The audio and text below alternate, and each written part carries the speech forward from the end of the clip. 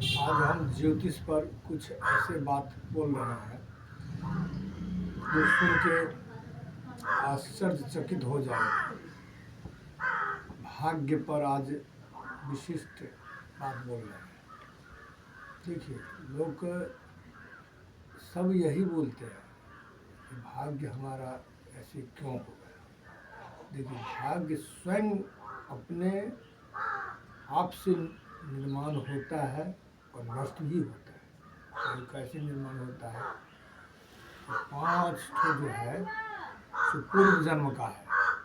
वो 5 कौन है? ब्रह्मांड चक्र में देखेगा। जो प्रथम लग्न से शरीर के बारे में देखा जाता है। जो वो लग्न पूर्व जन्म का निर्धारित करता है। जो स्वरूप कैसा है, गोरा पतला या अथवा कैसा रंग बिरंग का, वो पूर्व जन्म का उपार्जित है शरीर। दूसरा धन के बारे में, दूसरा स्थान धन का है। धन के बारे में कि पूर्व जन्म में आप क्या कर्म किए, कैसा धन का अर्जन किए, दान प्रदान किया किए, उसके अनुसार जो है इस जन्म में यानी वर्तमान जन्म में जो वो प्राप्त होता है। और धन हो गया और 5वां हो गया संतान।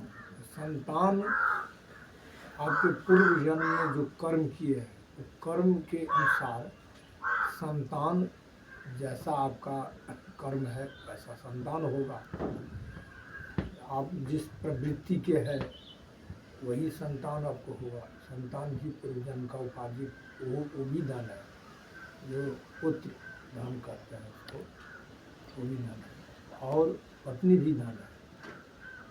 जो 7वां है पत्नी, तो पत्नी के बारे में भी जो है सो जन्मांग चक्र से 7वां है। और पूर्व जन्म में हमारा कैसा उपार्जित कर्म है, वो कर्म के अनुसार जो है सो पत्नी भी वैसे ही मिलती है जैसा आपको जन्म बनाए हैं, ये भी वैसे है। और ये सब हो गया। 8वां जो है, 8वां स्थान हो गया मृत्यु का स्थान। वो भी जो है सो पूर्व जन्म का उपार्जित ही रहता है। जो हम कितने उपभोग पूर्व में किए हैं और कितने हम कर्म किए हैं, उसका फलस्वरूप जितने कर्म किया उसमें 2 ही ठो का खेल है, धर्म और अधर्म। धर्म का जो है सो माने उसका फल जो है सो सुख, आनंद, आमोद प्रमोद, सब तरफ से शांति। और अधर्म का फल वही है, नाना प्रकार का बाधा, विघ्न, कष्ट, परेशानी, हर काम में अड़चन। ये अधर्म का फल है। तो यही 2 है। तो वो दोनों में जो है सो माइनस प्लस ये होते में, यानी छीन भी धर्म माने धर्म छीन भी होता है। यदि आप वर्तमान जन्म में से रंग बिरंग का ऐश मौज करते हैं, खाते हैं, पीते हैं, धन बधन सब कुछ करते हैं आप, तो पाप करते हैं, तो वो जो धर्म का छीन होता है। और यदि और पाप जो है पाप का बहुलता होता है। और यदि हम धर्म कर्म भी वर्तमान जन्म में करते हैं तो क्या होता है, तो पूर्व जन्म का धर्म, ये जन्म का धर्म दोनों जो है सो मिश्रित से क्या होता है, तो उसका फल तेजी माने फल में तेजी आ जाता है। तो यही होता है। तो मृत्यु इसी के फलस्वरूप जो है सब मृत्यु जहाँ कहीं कहते हैं कि 5 है माने जन्म मरण विवाहस्य जदा जत्र भविष्यति। जन्म मरण विवाह ये सब जो है सो पूर्व निश्चित है। जब जहाँ जिस समय में जो होने को रहता है उसी समय में ठीक होता है। इसके लिए दर्शकों को से अनहिर्द नहीं होना चाहिए। उसको धैर्यपूर्वक कर्म करना चाहिए। कर्म करना लोग नहीं चाहते हैं और लोग भाग के भरोसे जो है सो दुखी रहते हैं। भाग्य तो पूर्व जन्म का वो जो है, लेकिन उसको इस जन्म में बनाया भी जा सकता है।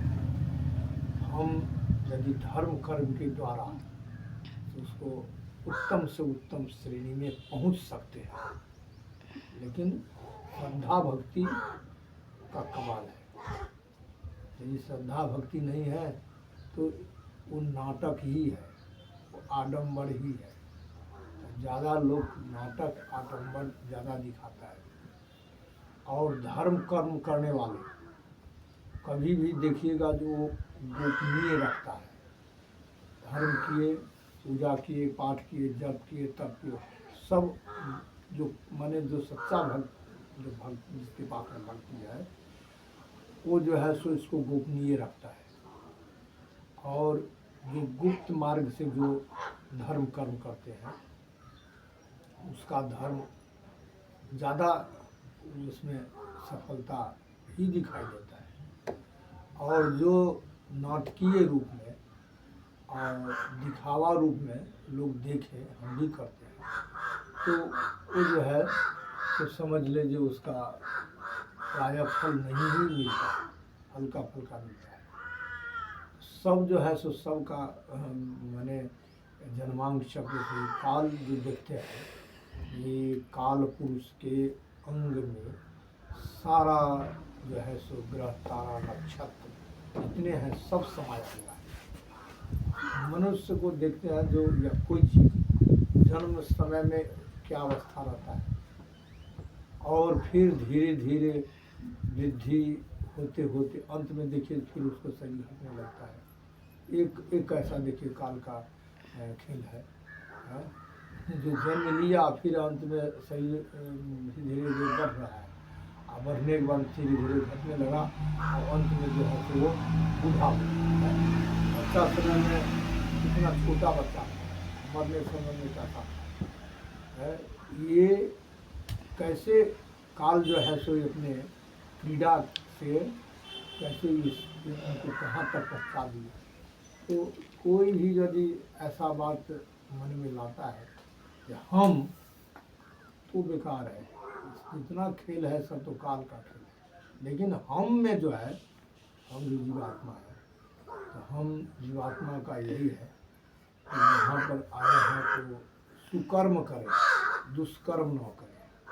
तो भगवान वेद व्यास अपने अष्टादश पुराण के जो है सो सार अंश में दे दिए। अष्टादश पुराणेषु व्यासस्य वचनद्वयं परोपकारः पुण्याय पापाय परपीडनम्।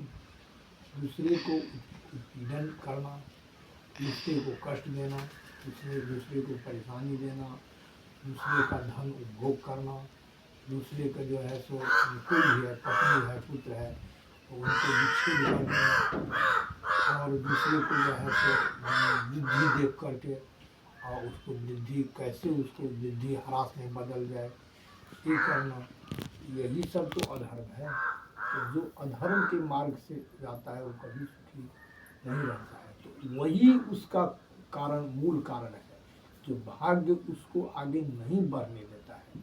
जब भी अधर्म कर्म करेंगे तो भाग्य हस्तक्षेप कर देता है और उसको जीवन में सब कुछ बैक कर देता है। तो यही चीज़ है। जन्मांग चक्र में तो है जो भाग्यवान होगा, बहुत धन होगा, ये होगा, लेकिन वही उसको दुष्कर्म करने के चलते क्या होता है, वो पीछे लौट जाता है। यही जो है काल का ही चक्र है। कभी भी है जो मनुष्य ये समझता है जो हम काल चक्र को हम अवरुद्ध कर देंगे, वो तो मूर्ख है।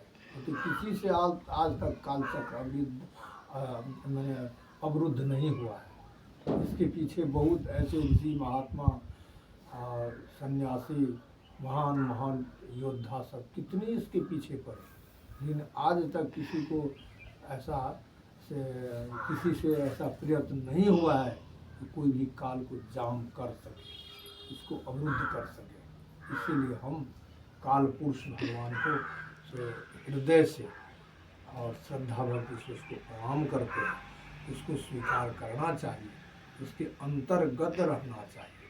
अब हम अपनी वाणी को विराम देते हैं।